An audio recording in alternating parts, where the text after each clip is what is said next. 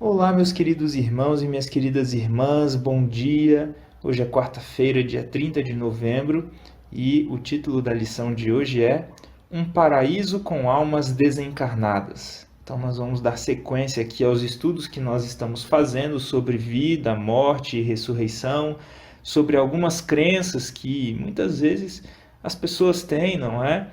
E estamos vendo se isso de fato tem alguma base bíblica ou não.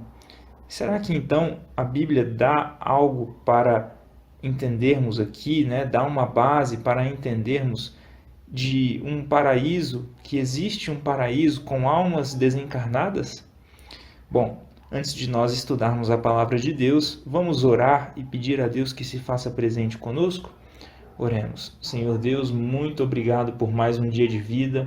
Obrigado, Senhor, por esse dom precioso que é viver e que o Senhor nos concede hoje para que nós tenhamos a oportunidade de te conhecer e de aceitar a salvação que o Senhor nos propõe em Cristo Jesus. O Senhor nos oferece essa salvação pela tua graça e hoje, pelo braço da fé, gostaríamos de agarrar a tua mão poderosa e de sermos salvos em Cristo Jesus. Pai, suplicamos o perdão dos nossos pecados e suplicamos a instrução do Teu Espírito Santo para que Ele venha nos guiar aqui através do estudo da Tua Palavra. Suplicamos também forças para vivermos esse dia e que o Senhor nos ajude, que o Senhor cuide das nossas necessidades e que nós então descansemos na Tua providência.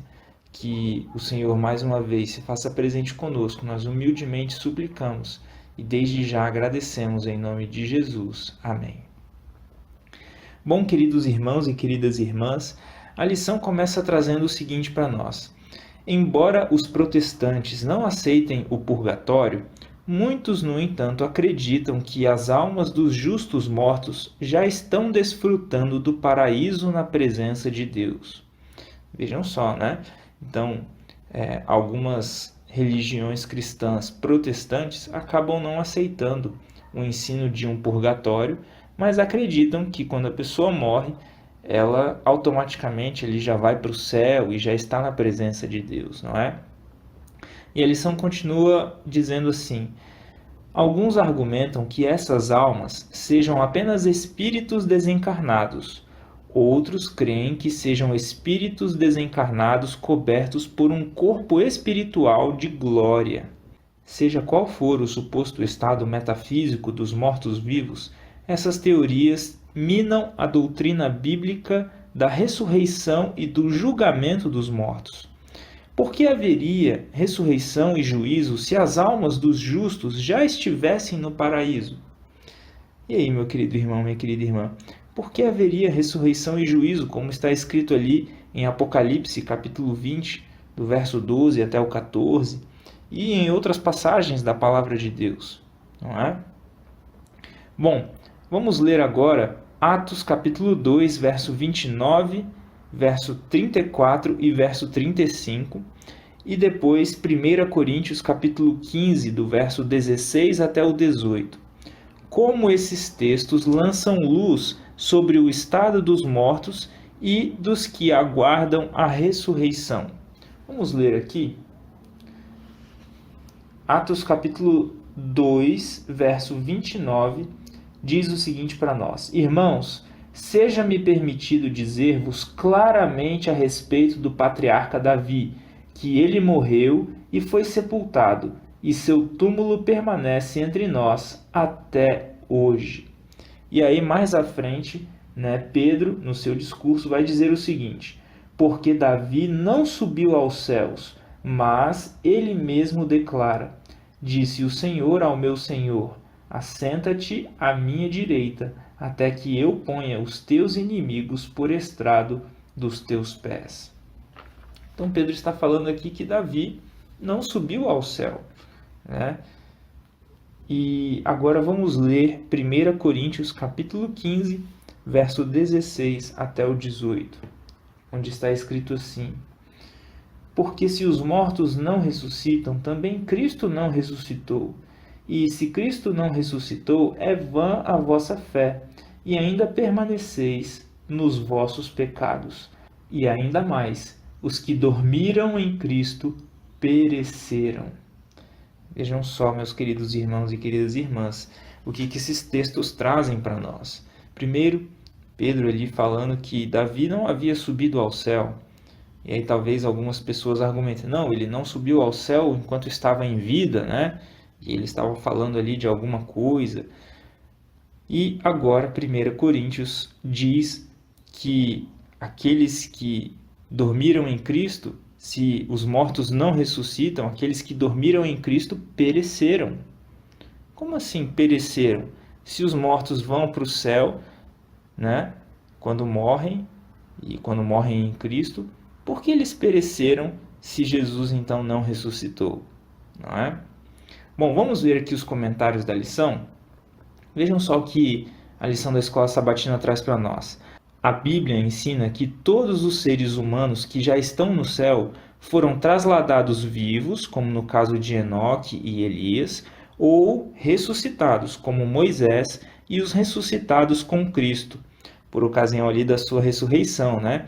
Você pode conferir esses textos, por exemplo, sobre Enoque, Gênesis capítulo 5, verso 24, sobre Elias, 2 Reis capítulo 2, verso 9 até o 11, sobre Moisés, Judas, no Novo Testamento, capítulo único, só tem um capítulo, verso 9, e os ressuscitados com Cristo, né, que assume-se que eles foram para o céu depois, não é?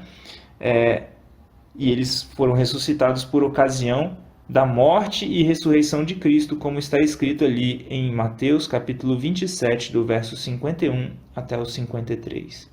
Bom, desses 4 casos aí que eu mencionei, né, dessas 4 passagens bíblicas, é certo que Enoque, Elias e Moisés já estão no céu, não é? Tanto que Moisés e Elias aparecem para Jesus no Monte da Transfiguração. Então, eles aparecem ali, eles são enviados do céu para falar com Jesus no momento ali do seu ministério, né? Chegando ali aos momentos finais do seu ministério. Bom, continuando aqui os comentários da lição, nós temos o seguinte: como vimos, a alusão às almas debaixo do altar clamando a Deus por vingança, que foi feita ali em Apocalipse, capítulo 6, do verso 9 até o 11, é apenas uma metáfora para a justiça e não prova a teoria da imortalidade natural da alma. Caso contrário, dificilmente pareceria que essas pessoas estivessem desfrutando da recompensa. A sepultura é um lugar de descanso para os mortos, que inconscientemente aguardam a ressurreição, quando sua existência consciente será restaurada. Os mortos, mesmo os justos, não são almas desencarnadas que vagam pelo céu, esperando para se reunir a seus corpos na ressurreição final. Além disso, sobre o que Paulo poderia estar falando em 1 Coríntios capítulo 15, verso 18, quando disse que, se não houvesse ressurreição dos mortos, então os que adormeceram em Cristo estão perdidos. Como poderiam estar perdidos se já estão na bem-aventurança do céu e estão lá há tanto tempo desde que morreram? Uma doutrina central do Novo Testamento, a ressurreição dos mortos por ocasião do retorno de Cristo, é anulada pelo falso ensino de que os justos mortos voam para sua recompensa eterna logo após a morte. No entanto, ouvimos isso o tempo todo, principalmente em funerais. Vejam só, queridos irmãos e queridas irmãs, como talvez ali uma das doutrinas mais importantes, e até mesmo segundo Paulo aqui, né, se não há ressurreição dos mortos, Cristo não ressuscitou, e se Cristo não ressuscitou, é vã a nossa fé, e ainda estamos nos nossos pecados. Paulo ele dá uma importância muito grande para a ressurreição. E se nós acreditarmos, né, nesse falso ensino que diz que a pessoa morreu, já está no céu, está com uma alma desencarnada lá no paraíso, nós estamos anulando essa doutrina tão importante que é a doutrina da ressurreição, sobre a qual Paulo falou, por exemplo, não é? E deu tanta importância. Mas muitas vezes a gente vai num funeral e a gente escuta a frase: ou fica tranquilo, ele está com Deus agora, não é? Ele está melhor do que nós, ele está olhando por você.